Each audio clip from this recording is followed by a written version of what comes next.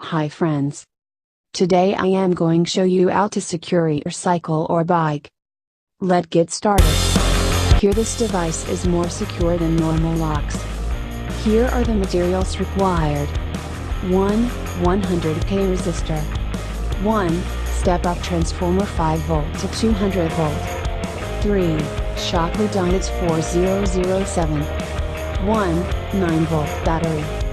1. 450V film capacitor. 1 D882 transistor. And few wires and a slide switch. Now let us assemble our circuit. First look our assembled circuit. And assemble your circuit. Now solder the joints neatly. After soldering the components, the circuit is ready.